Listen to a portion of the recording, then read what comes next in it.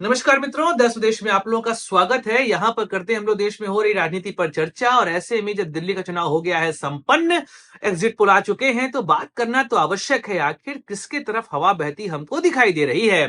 तीनों पार्टियों ने बखूबी लड़ा यहाँ पर चुनाव। आम आदमी पार्टी, कांग्रेस और भाजपा, तीनों ने मजबूती से इन चुनावों में अपने पैर रखे। जनता के आगे नतमस्तक तीनों पार्टियां दिखाई दी। कई मुद्दे इस बार यहाँ की राजनीति में उठे। लेकिन दिल्ली की राजनीति में आप एक बार नोटिस करेंगे कि यहां पर विकास का मुद्दा हमेशा हावी रहता है। इस बार तीनों पार्टियों ने प्रयास किया कि वह लोगों की सामान्य जरूरतों के आधार पर ही यहां पर चुनाव लड़ें। आपने नोटिस किया होगा कि जहां पर देश की राजनीति में जातीय समीकरण और कहा जाए तो धार्मिक आधार देखने को मिलता है, दिल्ली के चुनाव में आपको यह सब चीजें नहीं दिखाई देंगी। और अगर कोई पार्टी प्रयास करती है कि वह जातीय आधार पर या धार्मिक आधार पर यहां पर सत्ता स्थापित कर सकती है, तो वह सबसे गलत बात यहां पर सोचती है। क्योंकि दिल्ली की जनता ने न कभी जाति को पसंद किया और न कभी धर्म की राजनीति को। क्योंकि देश का दिल है दिल्ली, और यहां पर रहते हैं देश के हर क्षेत्र के लोग, हर तबके के लोग, और उनका आपस में सामंजस्य ही दिल्ली को दिल्ली बनाता है। ऐसे में इस बार का चुनाव यहाँ पे बड़ा इंटरेस्टिंग रहा, क्योंकि इस चुनाव में सबने दूसरे पर आरोप लगाए। कई ऐसे मुद्दे भी उठे जिन मुद्दों ने दिल्ली की राजनीति को हवा दी। किसी ने किसी को गुंडा कहा, तो किसी ने किसी को करप्ट, और किसी ने किसी को देशद्रोही तक बोल दिया। इस बार राजनीति की शुरुआत यहाँ पर ऐसे हुई कि आम आदमी पार्टी ने कहा कि भैया हम नहीं करेंगे कांग्रेस से गठबंधन, क्योंकि कांग्रेस ने हरियाणा में की थी हमारी बेइज्जती। लेकिन आम आदमी पार्टी को भी पता था कि कांग्रेस यहाँ पे समाप्त है। ऐसे में गठबंधन करके उनको संजीवनी क्यों प्रदान की जाए। और कांग्रेस ने बड़ा प्रयास किया कि वो आम आदमी पार्टी के साथ कर ले गठबंधन, लेकिन यहां पर वह सब होता दिखाई नहीं दिया। आपको इंतजार हो रहा होगा कि आखिर भाई साहब एग्जिट पोल क्या आए हैं, तो बता देते हैं आपको एग्जिट पोल। अगर हम एग्जिट पोल की यहां पर बात करें, तो जो एग्जिट पोल यहां पर निकाले गए हैं उसके अनुसार यह है कि मैट्रिक्स इन्होंने कहा है कि भैया आम आदमी पार्टी को 32 से 37 सीटें, बीजेपी को 35 से 40, कांग्रेस को 0 से 1 सीटें आएंगी। अन्य का खाता नहीं खुलेगा। पीपुल्स पर्स ने कहा है 10 से 19 आपको, बीजेपी को 51 से 60, कांग्रेस को 0 और अन्य को 0। अगर पीएमआरक्यू को देखें तो 21 से 31 आम आदमी पार्टी, 39 से 49 बीजेपी, 0 से 1 कांग्रेस और अन्य को 0। जेबीसी ने कहा है आम आदमी पार्टी को 22 से 31, बीजेपी को 39 से 45 और कांग्रेस को 0 से 2, अन्य को इन्होंने भी कुछ भी नहीं दिया है। और अगर इसका हम निकालें एक औसत, तो आता है कि भैया आम आदमी पार्टी को 25, भाजपा को 42 और कांग्रेस का खाता नहीं खुल सकता है।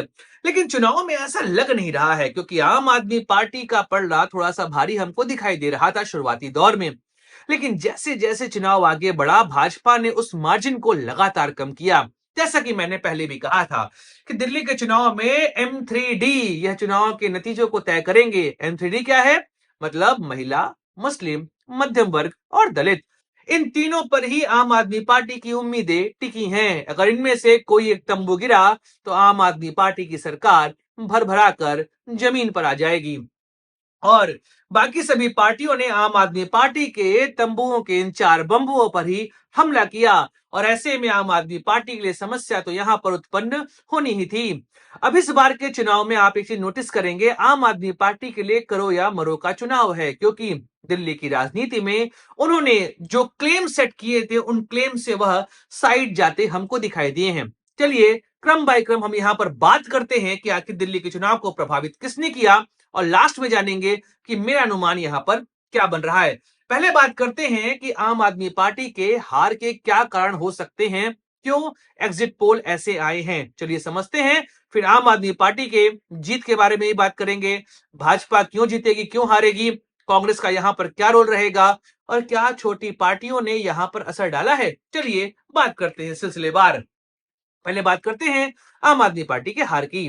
आम आदमी पार्टी दिल्ली की राजनीति में 2013 में पहली बार उतरी और उस चुनाव में 28 सीटों की प्राप्ति करी। उसके बाद तो दिल्ली की राजनीति को आम आदमी पार्टी और आम आदमी पार्टी को दिल्ली की राजनीति, यह दोनों आपस में जुड़ गए। और ऐसा जुड़े कि 2 बार लगातार चुनावों में 60 सीटों की यहां पर प्राप्ति हुई। और अगर हम बात करें वोट शेयर की, तो 54% के आसपास का वोट आम आदमी पार्टी को यहां पर मिला।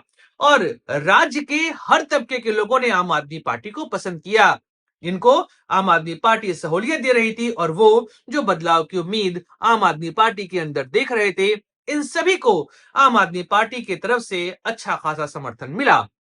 अब आम आदमी पार्टी यहां पर अपनी सरकार स्थापित करती है। उनके वादे क्या थे कि हम शिक्षा बदलेंगे, हम यहां पर जो बेसिक जरूरतें हैं उनको ठीक करेंगे, सुरक्षा प्रदान करेंगे, फ्री बिजली, फ्री पानी, इन सब चीजों को हम देंगे जनता को। जनता का पैसा जनता के बीच में जाएगा और देश से खत्म करेंगे करप्शन। यह उम्मीद आम आदमी पार्टी लेकर यहां पर आई थी और ऐसे में लोगों ने आम आदमी पार्टी को भरपूर समर्थन दिया। 2015 में आम आदमी पार्टी की विक्ट्री ने देश की राजनीति में एक नया एग्जाम्पल सेट किया। 15 से 20 का दौर, आम आदमी पार्टी ने कुछ माहौल यहां पर बनाया। कई स्कूलों को उन्होंने क्लेम किया कि भाई ऐसे स्कूल अब देश में होने चाहिए, शिक्षा ऐसी होनी चाहिए, फ्री बिजली और फ्री पानी का मुद्दा वहां पर चला। उसके अलावा महिलाओं को फ्री बस सेवा, यह भी एक यहाँ पर प्रमुख मुद्दा बन के आया था। 2020 कहते हैं ना, एक होती है एंटी इनकम्बेंसी, एक होती है प्रो इनकम्बेंसी। आम आदमी पार्टी के लिए प्रो इनकम्बेंसी का दौर था। आम आदमी पार्टी ने रिटेन की अपनी पावर और लगभग वैसे ही जैसे वह करना चाहती थी, मतलब 67 सीटें 2015 में और 62 सीटें 2020 में। वोट बैंक कमोबेश उतना ही। हाँ, भाजपा के पास वोट बैंक पहुंचा, लेकिन वह वोट बैंक किसका था? कांग्रेस का, क्योंकि क्योंकि कांग्रेस ने 2015 में 9% वोट प्राप्त किए थे और 2020 में मात्र 4% और भाजपा के वोट शेयर में यही बढ़ोतरी लगभग हमको दिखाई दी थी। मतलब आम आदमी पार्टी ने अपना वोट शेयर यहां पर बरकरार रखा था। ऐसे में 2020 और यहां से शुरू होता है आम आदमी पार्टी का डाउनफॉल। कई चीजें यहां पर उनके खिलाफ गई। पहला तो कोविड के दौरान जो अव्यवस्था वहां पर देखने को मिली। उसके अलावा मरकज के मुद्दे को भी लेकर दिल्ली दंगों ने अरविंद केजरीवाल की छवि को अच्छा खासा डेंट पहुंचाया। लेकिन शायद यहां तक भी चीजें उतनी नहीं बिगड़ी थी जब यहां पर अरविंद केजरीवाल के बड़े बड़े सिपहसालार और साथी जेल जाना शुरू हुए शराब घोटाले में। यहां तक कि उनके उप मुख्यमंत्री और वह स्वयं भी चले गए जेल शराब घोटाले में। और यहां से कट्टर ईमानदार छवि को लगता है बहुत बड़ा झटका, और यह झटका इतना बड़ा था कि आम आदमी पार्टी को इस टेंट को संभालने में बहुत मेहनत लगी है। आपने नोटिस किया होगा कि इस बार के चुनाव में अरविंद केजरीवाल ने कट्टर ईमानदार शब्द का प्रयोग एक बार भी नहीं किया है। वह यह कहते नजर आए हैं कि जनता मुझे चुने तभी मैं अपने आप को ईमानदार मानूंगा। अब जनता के ऊपर निर्भर करता है वो उन्हें चुनते हैं कि नहीं चुनते। लेकिन जब 2025 का चुनाव आया तो कई चीजें अरविंद केजरीवाल के खिलाफ गईं। जैसा कि मैंने आपको बताया, आप 10 साल काम करते हैं तो एक एंटी इनकम्बेंसी फैक्टर तो यहां पर होता है। उसके अलावा जो इनके खिलाफ गया वह था कि जिस राजनीति की शुरुआत इन्होंने की थी, वह राजनीति वह खुद यहाँ पर खत्म करते चले आए हैं। मतलब इन्होंने कहा था कि ना मैं बंगला लूंगा, ना गाड़ी, ना सुरक्षा, और मैं करप्शन इस देश से खत्म करूंगा। इन सभी मुद्दों पर अरविंद केजरीवाल हमको घिरते दिखाई दिए। इसके अलावा जनता के बीच में यह भी संदेश गया कि जो दिल्ली को बड़ा, मतलब हम ये कहें कि एक वर्ल्ड क्लास डिस्ट्रिक्ट बनाना चाहते थे, या स्टेट कह दूं या कोई एरिया कह दूं, जो भी मैं कहूं कि वर्ल्ड क्लास लेवल का इंफ्रास्ट्रक्चर हम दिल्ली में यहाँ पर हम आपको बनाकर देंगे। पर अरविंद केजरीवाल उसमें असफल साबित हुए। कई ऐसी खबरें, कई ऐसे वीडियोस, कई ऐसे एरियाज आए जहां पर ना रोड बनी है, ना सीवेज अच्छा है, ना पानी साफ आता है, ना यमुना साफ हुई है। यह सब मुद्दे अरविंद केजरीवाल के खिलाफ गए और ऐसे में अरविंद केजरीवाल के खिलाफ एंटी इनकम्बेंसी, उनकी पार्टी के खिलाफ भी और स्वयं उनके खिलाफ भी इस बार एंटी इनकम्बेंसी यहां पर गई है। अब बात आती है कि अरविंद केजरीवाल क्यों जीत सकते हैं। तो सीधी बात है, आम आदमी पार्टी दिल्ली की एक प्रमुख पार्टी है। अरविंद केजरीवाल प्रमुख चेहरा, कोई चेहरा उनके आसपास टिकता नहीं है।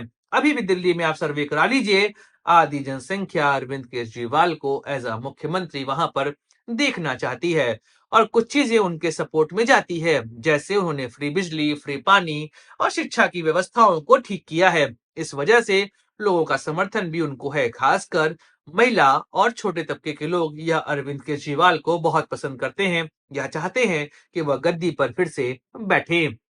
लेकिन देश की राजनीति में यही तो होता है, सिर्फ चेहरा होना ही काफी नहीं होता, आपको अपनी पार्टी का भी समर्थन चाहिए होता है। आप देखेंगे कि कई दो ऐसे चेहरे थे जो कि अपने राज्य में बहुत फेमस थे, लेकिन चुनाव वह हार गए। नवीन पटनायक जिन्होंने उड़ीसा हारा और ममता बनर्जी की टीएमसी तो जीत गई थी, पर ममता बनर्जी स्वयं अपना चुनाव हार गई थी। क्या इस बार दिल्ली में यह रिपीट होता हमको दिखाई देगा? बट अरविंद केजरीवाल के लिए मामला 50-50 का यहाँ पर है, क्योंकि उनके खिलाफ एंटी इनकम्बेंसी भी है और उनका चेहरा बहुत स्ट्रांग भी है। दोनों में कौन बाजी मारेगा यह तो समय बताएगा। दोस्तों, इस बार बात कर रहे हैं बीजेपी की, क्योंकि 1998 की हार के बाद से लगातार बीजेपी दिल्ली की सत्ता से दूर रही है। 3 बार के लोकसभा चुनावों में 7 सीटों की प्राप्ति करने के बाद भी विधानसभा से वह काफी दूर रहे। एक बार 3 सीट, एक बार 8 सीट, लेकिन इस बार माहौल उनके पक्ष में जाता दिखाई दे रहा है। शुरुआती दौर में तो लगा कि भाजपा कहीं पे भी नहीं है, हाँ अच्छा करेगी, लेकिन अंतिम के 1 हफ्ते में माहौल यहां पर सेट होता दिखाई दिया। अमित शाह, योगी आदित्यनाथ और नरेंद्र मोदी जैसे नेताओं ने भाजपा के लिए यहां पर माहौल सेट कर दिया। और सबसे बड़ी बात जो भाजपा ने यहां पर करी कि उन्होंने हिंदुत्व के मुद्दे पर बिल्कुल भी लड़ाई नहीं लड़ी। 2020 का चुनाव याद करिए, भाजपा की सबसे बड़ी रणनीतिक भूल हम कह सकते हैं, जब उन्होंने पूरा अपना कैंपेन ही माइनॉरिटीज के अगेंस्ट या कह दें पूरे तरीके से धार्मिक मुद्दों पर ही लड़ा था। लेकिन इस बार यहां पर भाजपा ने धार्मिक मुद्दों को छुआ ही नहीं। यहां तक कि योगी आदित्यनाथ की रैलियों को भी आप ध्यान से देखेंगे तो वहां पर बटोगे तो कटोगे का नारा एक बार भी नहीं लगाया गया, क्योंकि अगर यह नारा लगाया गया होता तो सीधी बात है माहौल अरविंद केजरीवाल के पक्ष में जाता, क्योंकि माइनॉरिटीज वोट, खासकर मुस्लिम वोट, वह यह देखता है कि कौन भाजपा को हरा सकता है। लेकिन जब भाजपा ने इस बार ऐसे कोई मुद्दे छेड़े ही नहीं, तो कांग्रेस के लिए आसान हो गया मुस्लिम वोट बैंक को अपनी तरफ आकर्षित करना। और जितना मुस्लिम वोट बैंक आकर्षित होगा कांग्रेस के साइड, उतना ही भाजपा के लिए सरकार बनाना यहां पर आसान होगा, क्योंकि 2020 के चुनाव में 18 सीटें 12 दलित की और 8 सीटें वह 8 नहीं 6 सीटें वह जहां पर मुस्लिम वोट्स बहुत ज्यादा हैं, वहां पर आम आदमी पार्टी को विजय प्राप्त हुई थी। वही चीज यहां पर भी हुआ।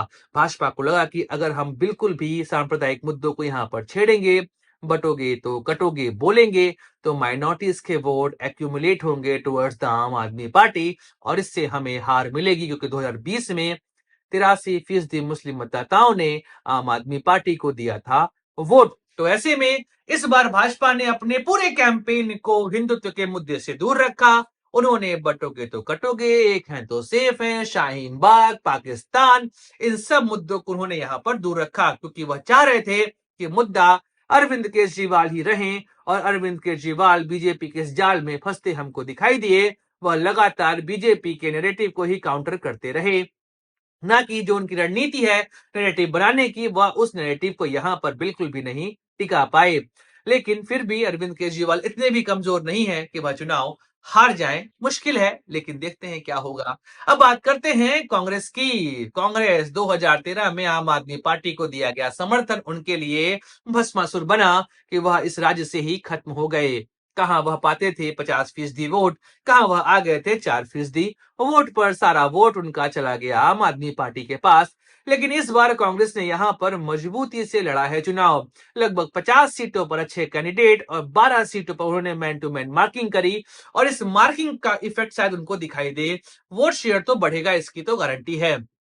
वह 4% पर यहां पर बिल्कुल भी नहीं आएंगे। वह अच्छा चुनाव इस बार लड़े हैं। संदीप दीक्षित, अलका लांबा, स्वयं राहुल गांधी, प्रियंका गांधी, इन सभी ने अरविंद केजरीवाल को बहुत बुरे तरीके से घेरा। संदीप दीक्षित ने तो अरविंद केजरीवाल को उनकी सीट पर बांध कर रख दिया कि अरविंद केजरीवाल को अपने पार्टी के बड़े नेताओं को, अपने पूरे कैडर को नई दिल्ली विधानसभा क्षेत्र में ही लगाना पड़ा। उनको यह डर था कहीं मैं चुनाव हार न जाऊं। उनकी पत्नी सुनीता केजरीवाल पूरे तरीके से नई दिल्ली विधानसभा क्षेत्र में ही कैंपेन करते हमको दिखाई दी हैं, क्योंकि चुनाव उनके लिए फंसा है। तो इस बार कांग्रेस ने जहां चुनाव यहां पर लड़ा, वह आम आदमी पार्टी के लिए मुश्किलें खड़ी कर रहा है। और आम आदमी पार्टी को लग रहा होगा काश गठबंधन कर लिए होते, वरना यह दिन क्यों देखना पड़ता कि आज हम हो सकता है कि चुनाव हार जाएं। तो आप समझ सकते हैं दिल्ली का चुनाव कितना फंसा हुआ है। अगर मैं अपना वर्डिक्ट बताऊं तो आम आदमी पार्टी के लिए माहौल यहां पर बिल्कुल भी ठीक नहीं है। सरकार बनने की संभावना कम है और 20 सीटों के आसपास आम आदमी पार्टी रहेगी। लगभग 50 सीटों पर भाजपा जाते मुझे यहां पर दिखाई दे रही है। कैंपेन ऐसा रहा है और आम आदमी पार्टी के खिलाफ एंटी इनकम्बेंसी याद रखिएगा, मैं हमेशा एक बात कहता हूँ कि आम आदमी पार्टी के लिए दिक्कत इसलिए ज़्यादा है क्योंकि उन्होंने ऐसी राजनीति का वादा किया था, जिस राजनीति को इस देश को देखना था, जिसकी वजह से इस देश की राजनीति को बदलना था। लेकिन आम आदमी पार्टी वैसी ही पार्टी हो गई जैसे देश की अन्य पार्टियाँ हैं, इस वजह से लोगों का दिल टूटा है। बाकी दोस्तों चर्चा होती रहेगी, 8 को आएँगे नतीजे, क्या होगा सही, क्या होगा गलत, क्या हो दूध कहते हैं ना दूध और पानी जो है वह अलग-अलग हो जाएँगे, कितना उसमें मिलावट है यह हमें पता चल जाएगा। दोस्तों लाइक करिए, शेयर करिए, सब्सक्राइब करिए इस चैनल को। मिलेंगे अगले वीडियो में। जय हिंद, वंदे मातरम, भारत माता की जय।